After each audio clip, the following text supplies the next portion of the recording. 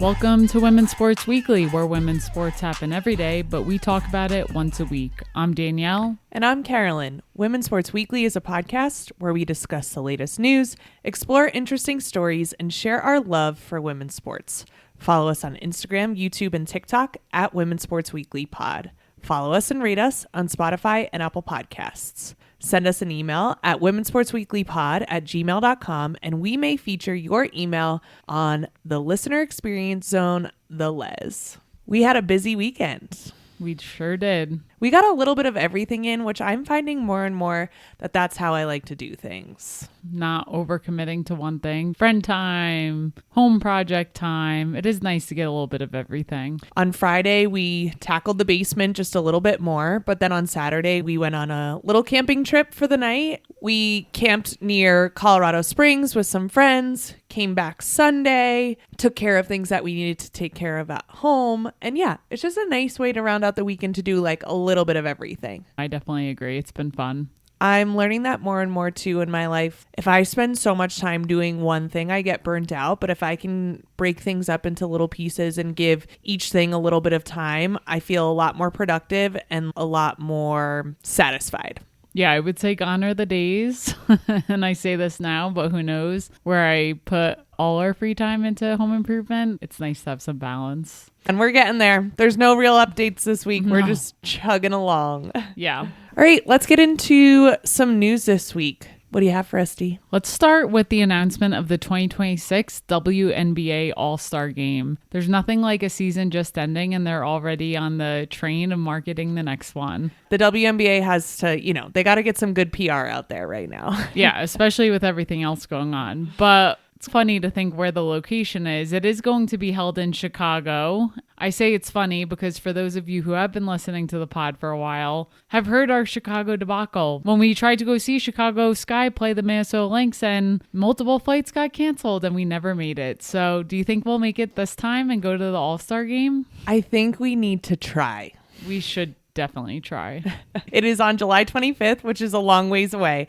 So we have a lot of preparation we can do in advance. I'm definitely excited. I feel like Chicago is a great place to have something like this, and I think it will be a lot of fun. Already looking forward to the videos in hopes that this WNBA CBA makes it through.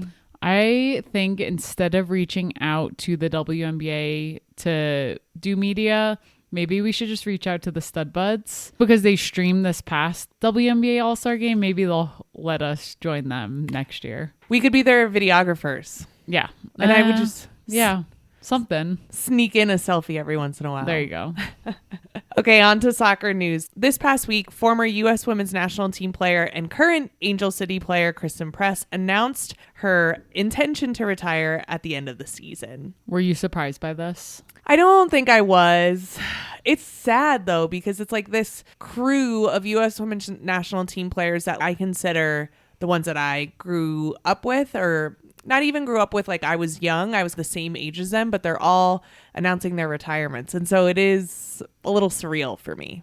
I would say because Tobin Heath announced her retirement earlier, I was kind of like, this makes sense. I feel like if we were both playing, I don't know, since we play softball together, if we were both playing professional softball and you retired, I think it would be hard to keep going, and the demands of it to see your partner no longer be in that space. I think there's something nice about her being like, well, now we can both enjoy this together. Christen Press actually was asked that question. Christen Press's retirement follows her wife's, Tobin Heath, her retirement announcement earlier this year. And when she was asked if her decision to officially retire was impacted by Tobin Heath's retirement, she said, quote, "She would absolutely hate me saying this, but a lot. I think it's time for my family to move on to the next chapter. We're going to be part of this game forever, but it's time for it to look different for us. I feel very lucky that I get to leave this game with a family," end quote. Yeah, I look at Sue Bird and Megan Rapinoe and Alex Morgan and Allie Riley. Yeah, they're still a part of women's sports and their respective sports, and they probably see there are other outlets outside of playing. And especially if your body starts to break down, I totally get it. Exactly. And to your point, Christen Press and Tobin Heath are co-CEOs of Re-Inc Media. It's a media brand. And with that brand, they host the Recap podcast show, which is super successful. And I do think it's just so much wear and tear on your body. And then it gets to a point of like, for what? Have I done enough? And let's talk a little bit about what Christen Press has done. So she was the first ever player to sign with Angel City. She's an LA native, which is very cool to have that honor to be signed with a team in its inaugural season. She's a 2-time World Cup champion with the U.S. women's national team. She is 36 years old. She missed 2 years from 2022 to 2024 because of a knee injury and subsequent surgery. She made her way back. She actually said when she announced her retirement, quote, "I thought I would wait until I didn't want to play anymore, but I realized that time's never going to come," end quote. I think a lot of times players are like, I just want to know that I can play again, that I can make it to that level. And then they get there and they're like, okay, I've done it. It was a similar thing with Allie Riley, where she was injured for so long, got herself back into form, got back onto the roster, and then was like, okay, I'm done. I wanted to just make it back here so badly. I did that, and I'm done playing. Yeah, and I think it's important to be able to say, I made the choice to leave, not I had to leave because of injury. That's another piece of working through injury. You get yourself back and then you decide, is this what I want to continue to do? And it's nice to be able to ask yourself that question, not be forced into it.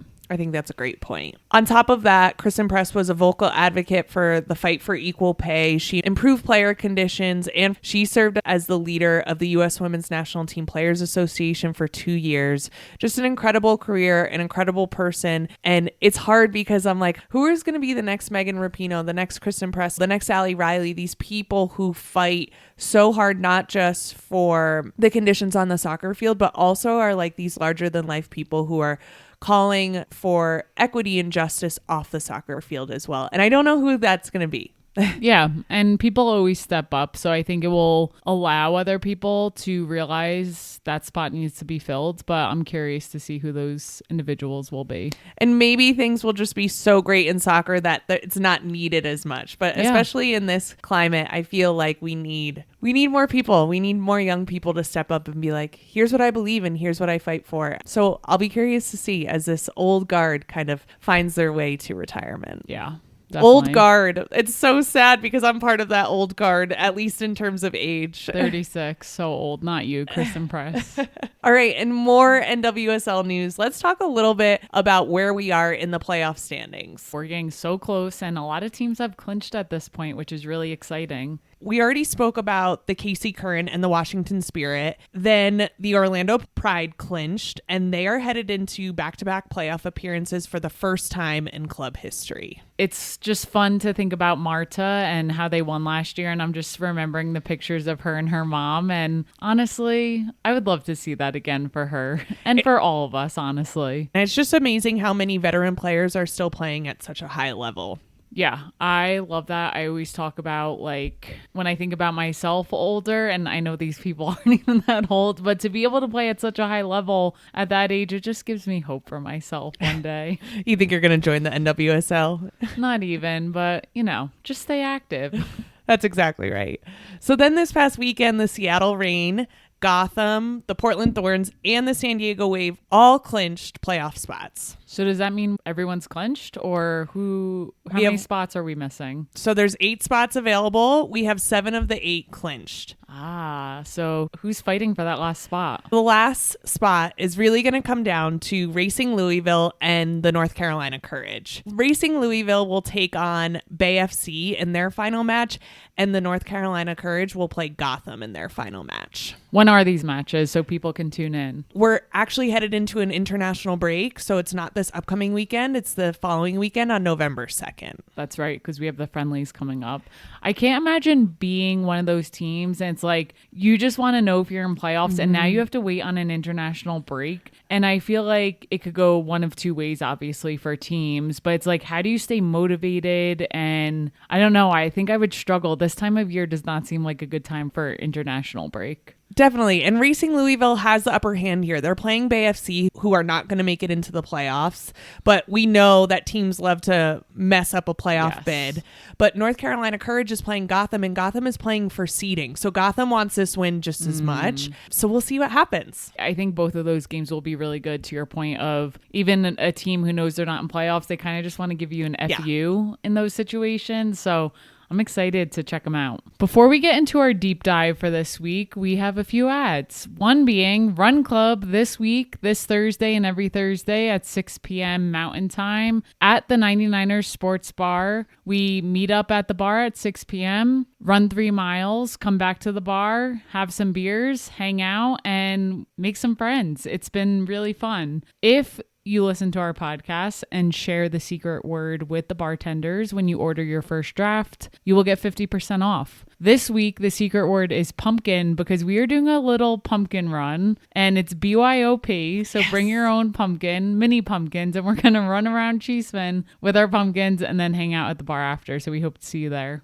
Yeah, we just come up with these weird shenanigans, and it's not just Danielle and I. Like, most of the shenanigans that come up in Run Club are Run Club driven. So if you see people in Denver running around with mini pumpkins, come say hi because it's us. Yes. Let's also take a moment to ask you all to please rate and subscribe to our podcast. We create, produce, and edit the podcast ourselves. So if you want to support us, rate, subscribe, give us a follow, a positive review, and share with the people you love. Please, please, please look internally and say, have I done all of those things? And then if the answer is no, please go and do those things because we want this podcast to grow and we want it to reach more people. And the only way we can do that is if we have amazing listeners sharing the love. Thank you to everyone who has already rated the podcast. If you send us a screenshot of your 5-star review, we will send you a Women's Sports Weekly sticker in the mail for free.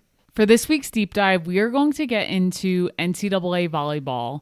We've been talking about volleyball a little bit here and there, but I think it is time to give them the respect they deserve and really go deep into what is happening right now in NCAA Volleyball. So the ranking system in volleyball is interesting. There are lots of rankings out there, and they all have teams at like somewhat different numbers. We're going to talk about the American Volleyball Coaches Association, AVCA rankings, which seems to be the most common. And if it's not, then let us know. But from our research, from where we looked and how they're providing the rankings, it looks like most people are using the AVCA, but there's also SB Nation and NCAA Power Rankings. But we're going to talk about the AVCA Coaches Poll as of last week. With that, let's talk about the top 10 teams as of last week.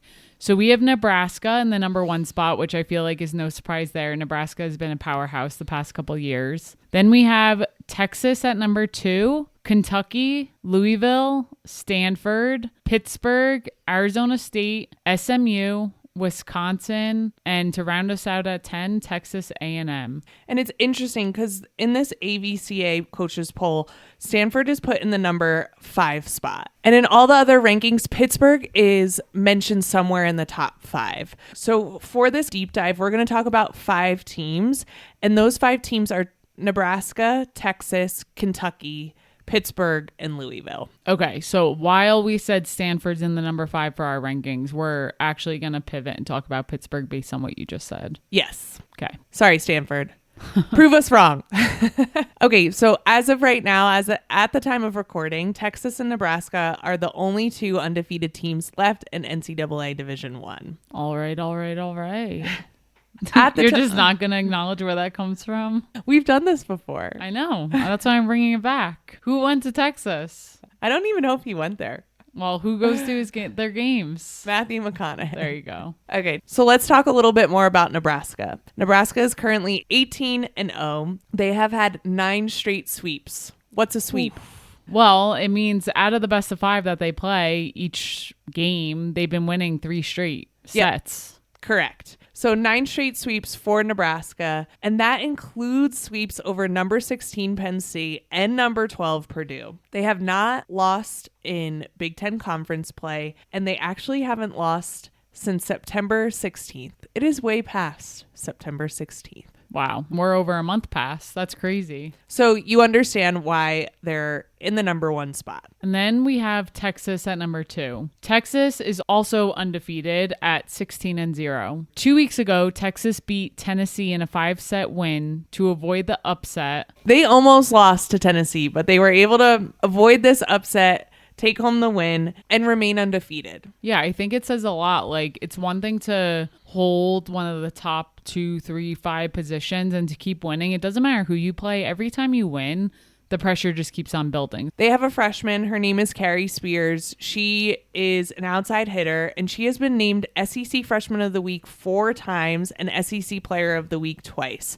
Just a great addition to Texas. Really exciting to watch. And we'll talk a little bit more about players in a bit here. But let's move on to Kentucky. Kentucky started the season with a really grueling non-conference schedule. They played all of the teams that made up last year's Final Four in 19 days between August and September. They lost 3-2 to number 1 Nebraska. They beat Penn State 3-0 when Penn State was number 4. They lost to Pitt 3-0, and then they beat Louisville when Louisville was ranked number 3. They're making sure their strength of schedule is very, very high. They are in the hunt for their 9th straight SEC championship, but they do have to take care of the very hot Texas. Oof, that's going to be a tough one. They actually play Texas on November 2nd. So maybe we'll talk about that a little bit more next week. Yeah, definitely a game to look out for, and I'm excited to watch that one. Then we have Pitt. They played Notre Dame on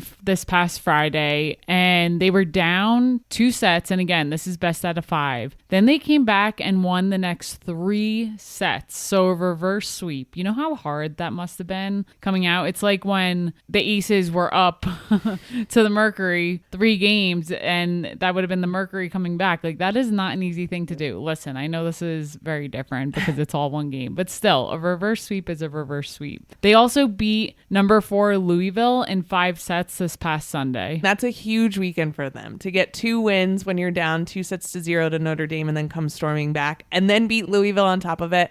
It's really impressive. Yeah, and their right side, Olivia Babcock, is the defending AVCA National Player of the Year. She is on the 2025 AVCA National Player of the Year watch list, so she could be going for back-to-back. And after the match against Louisville, she had a program record of 41 kills. Just placing it wherever she wants, going so fast. It's just amazing. Yeah, the athleticism that volleyball players have always blows my mind. The way they jump and dive for balls. I just don't think they get enough credit for how athletic they are. No, and their hips are like above the net when they hit it. It's just really, really incredible. Yeah. Okay, so let's talk about Louisville. Louisville lost to Penn State in the national championship last year. It was their 2nd national championship appearance in 3 years. They also lost to Texas in 2022, and they have never won a national championship. As we mentioned, they lost to Pitt this past weekend.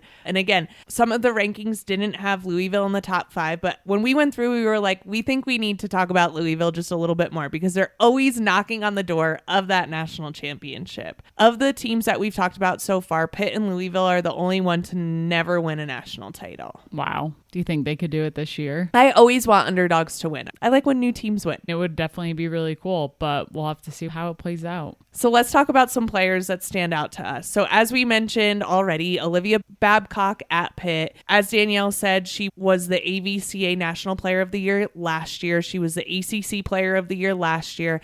And on top of that, she was a sophomore last year. So she's only a junior this year. Cool fun fact is that she was nominated for the 2025 Best College Athlete in Women's Sports in the ESPYs. Oh, I love that. That's amazing. Yeah. Who do you think took that home? Paige Beckers? I actually have no idea. Let me look it up. Juju Watkins won it. Oh, I do remember this. Yeah. Okay. So far this season, Olivia Babcock is the 3-time ACC Offensive Player of the Week and, as we mentioned, on the AVCA National Player of the Year watch list. Awesome. Now we'll move on to Carrie Spears from Texas. She is a 4-time SEC Freshman of the Week. 2-time SEC Player of the Week, as mentioned earlier. She is the only freshman named to the AVCA National Player of the Year watch list. That's an insane stat. A few fun facts. Her mom, Aisha, played basketball at LSU and played in the WNBA. And then her dad played football at LSU and in the NFL, and now is an NFL analyst. So coming from powerhouse parents, as you can see, very athletic family. I just think if you have super athletic parents, you're likely going to be super athletic as well. Yeah, if we ever have kids. Yeah, exactly. They're going to be pro basketball players one day. They're going to be so mediocre. Wow, nice. All right, and finally, let's talk about Kennedy Martin at Penn State. We haven't talked about Penn State yet because they weren't in our top 5, but Kennedy Martin is a 3-time Big Ten Player of the Week and also on the AVCA National Player of the Year watch. But we need to talk about Penn State for a second because they won the national title last year. It was their first title since 2014. Their head coach, Katie Schumacher-Cawley, was battling breast cancer, which we've talked about on the podcast before. She won the Jimmy V Award for Perseverance at the 2024 ESPYs, and she was also the first female head coach to win an NCAA women's volleyball title. Penn State graduated 5 seniors from their 2024 roster, but then they did pretty well in the transfer portal. So they added Ohio State outside hitter Emmy Selman, Florida right side Kennedy Martin, who we just spoke about, and setter from St. Louis, Addie Lyon. However, they lost 3 of their first 5 games of this season to number 13 Arizona State, number 24 TCU, and number 4 Kentucky, which eventually dropped them down in the rankings. Yeah, I think that makes sense. You lose 5 seniors who were leaders, who knew their coach knew them, and then of course, whenever you bring in big talent through the transfer portal, it honestly can go either way. Chemistry is such a big part of it, how the players respond to their coach. And I'm not saying anything bad is going on in the locker room there. I have no idea. I just think it takes time, and it's not always all about the most talented players. So I wonder if Penn State will start to hit their stride based on just building that chemistry. And yeah, I'm just curious to see what happens because obviously they have a fantastic coach. They are currently 11-7. Last week they were ranked number 17, but unfortunately they've lost some matches to unranked teams like Washington and UCLA. As you said, it takes some time, especially when you bring in a lot of new people to gel it out, but we'll see what happens as this season continues. So let's get into a little bit of the growth of volleyball. We don't have data from 2025, but let's talk about the growth in 2024. Yeah, for sure. So we have a few key points we want to talk about from the 2024 season. One of them being viewership. In the regular season last year, viewership across the board increased by 21%. Every round of the 2024 NCAA tournament broke viewership records. The first and second rounds saw a 6% increase. Then you have the regional rounds that saw a 98% year-over-year increase, with a 282% increase in adult ages 18 through to 34 and a 112 increase in women's viewers. Do you think it's because so many people who listen to this podcast tuned in when we were covering it? Yes. Yeah, obviously. They can thank us. You're welcome.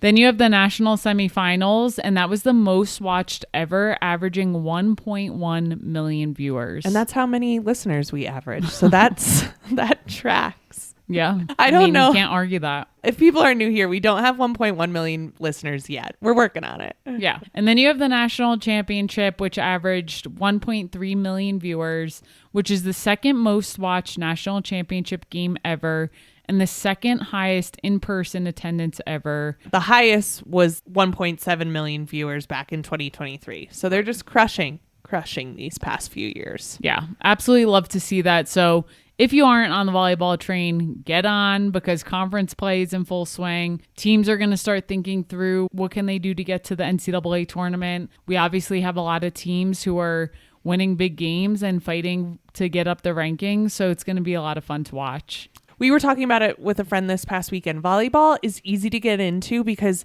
it's very easy to understand. The ball can't hit the ground. You have 3 chances to get it over. Everything else is like just pure amazing athleticness, but like it is not hard to understand the rules. Yeah, definitely. And you will be amazed by the athleticism, as I mentioned earlier. So with that, if people are looking to watch some volleyball, what could they tune into this week? Yeah, so this Friday, October 24th, Texas takes on Ole Miss at 8 p.m. Eastern on the SEC network. So tune in. What are you looking forward to? As I mentioned when we were speaking about the NWSL, a little bit of a break because the U.S. women's national team is back in action with a pair of friendlies versus Portugal and then one game versus New Zealand. The U.S. women's national team will play their first match against Portugal on Thursday, tomorrow, October 23rd at 7 p.m. Eastern Time on TNT. Awesome. That is it for this week. We will see you next week on Women's Sports Weekly. In the meantime, watch women's sports and share the podcast with your friends. Rate and subscribe to the pod on Spotify, Apple, and YouTube. Thanks for joining us.